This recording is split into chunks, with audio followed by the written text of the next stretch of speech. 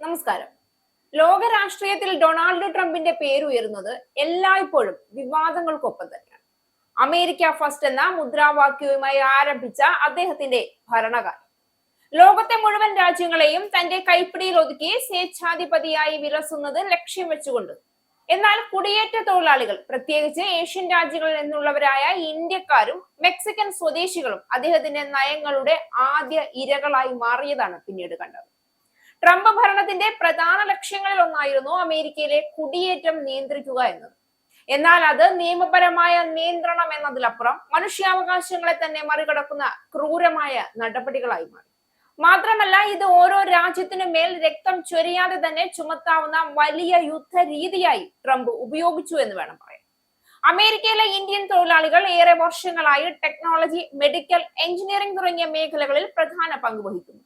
എന്നാൽ ട്രംപിന്റെ കുടിയേറ്റ നയങ്ങൾ ഇന്ത്യൻ പൗരന്മാരുടെ ജീവിതത്തെയും കരിയറിനെയും തകർത്തു. പ്രത്യേകിച്ച് H-1B വിസ സംവിധാനം കർശനമാക്കി. ഇന്ത്യൻ IT വിദഗ്ധർക്ക് അമേരിക്കയിൽ ജോലി ലഭ്യമാക്കുന്നത് ഏറെ പ്രയാസമാക്കി.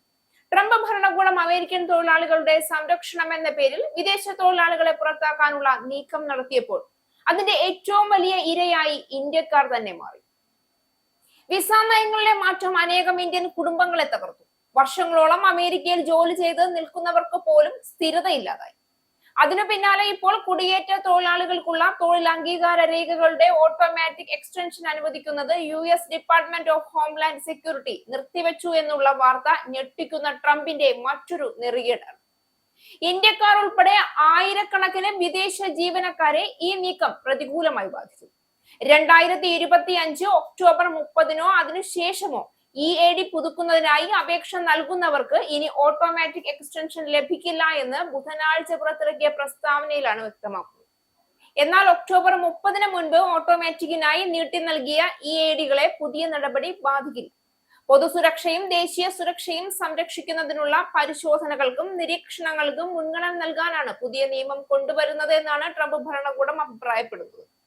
എന്നാൽ തൊഴിൽ പെർമിറ്റിന്റെ കാലാവധി കഴിഞ്ഞാലും 540 ദിവസം കൂടി അമേരിക്കയിൽ ജോലി ചെയ്യാൻ കുടിയേറ്റക്കാരെ അനുവദിച്ചിരുന്ന ബൈഡൻ ഭരണകൂടത്തിന്റെ കീഴ്വഴക്കത്തിന് പകരമായാണ് പുതിയ നീക്കം എന്നതാണ് വസ്തുത. കുടിയേറ്റ തൊഴിലാളികളുടെ പശ്ചാത്തലം ഇടയ്ക്കിടെ പരിശോധിക്കുന്നതിലൂടെ തട്ടിപ്പുകൾ തടയാനും ദോഷകരമായ ഉദ്ദേശങ്ങളുള്ള വിദേശികളെ കണ്ടെത്താനും US സിറ്റിസൺഷിപ്പ് ആൻഡ് ഇമിഗ്രേഷൻ സർവീസസിനെ സഹായിക്കുമെന്നാണ് വിലയിരുത്തൽ.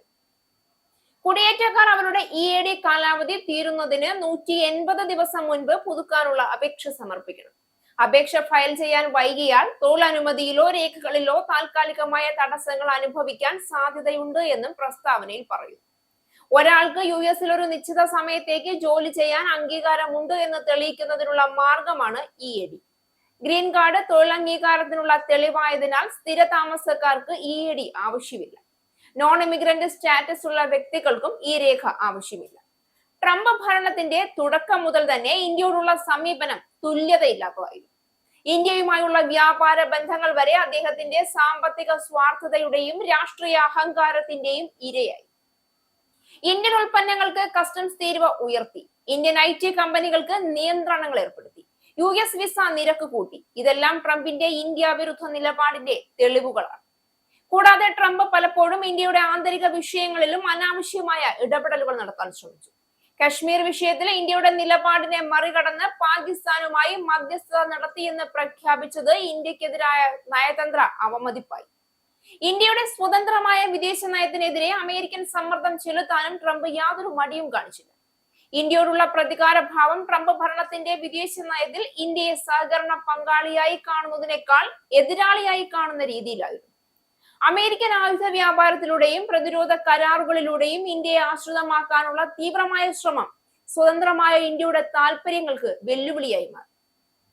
ട്രംപിന്റെ ഭരണകാലത്ത് ഇന്ത്യൻ സമൂഹത്തോടുള്ള വെറുപ്പ് അമേരിക്കൻ തെരുവുകളിലും പൊതുവേദികളിലും പോലും പ്രത്യക്ഷമായി.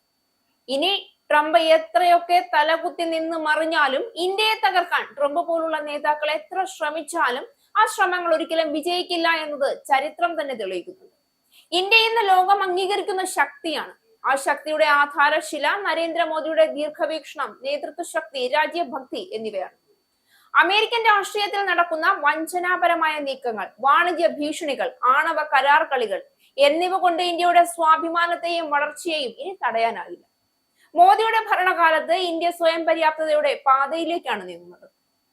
പ്രതിരോധം മുതൽ സാങ്കേതിക വിദ്യ വരെ സ്വന്തം ശക്തിയിൽ മുന്നേറുന്ന രാജ്യമാണ് ഇന്ത്യ.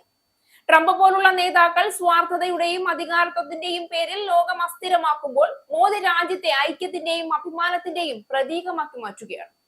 ഇന്ത്യയുടെ ജനത മോദിയോടുള്ള വിശ്വാസത്തിൽ ഉറച്ചു നിൽക്കുന്നിടത്തോളം പുറം ശക്തികൾക്ക് ഇന്ത്യയെ തകർക്കാനാവില്ല. ലോകം തന്നെ ഇപ്പോൾ ഇന്ത്യയെ ആശ്രയിക്കുന്ന അവസ്ഥയിലാണ്. അതിനാൽ ട്രംപ് പോലുള്ള ആരെങ്കിലും ശ്രമിച്ചാലും മോദിയുടെ ഉറച്ച നേതൃത്വവും ഇന്ത്യയുടെ അപ്രതിഭാതിതമായ ദേശസ്നേഹവുമാണ് രാജ്യത്തെ മുന്നോട്ട് നയിക്കുക. ഇന്ത്യയെ ആരും കീഴടക്കാനോ തകർക്കാനോ കഴിയില്ല. കാരണം ഇത് മോദിയുടെ ഇന്ത്യയാണ്. ഇസ്രായേലിന്റെ 5 സൈനിക താവളങ്ങളിൽ കനത്ത നാശനഷ്ടം. മോദി വെളിപ്പെടുത്തുന്ന ഇന്ത്യയുടെ വികസനത്തിന്റെ മയക്കുമരുന്ന് വിൽപ്പനയ്ക്കെതിരെ ശക്തമായ നടപടിയെടുത്ത് ഷാർജ പോലീസ്. അമേരിക്കയിലെ സാധാരണ മനുഷ്യരോട് കൂടിയാണ് കോൺഗ്രസിനുള്ളിൽ പങ്കുവയ്ക്കാൻ വി ഡി സതീശൻ ഓപ്പറേഷൻ സിന്ദൂറിൽ ഉപയോഗിച്ച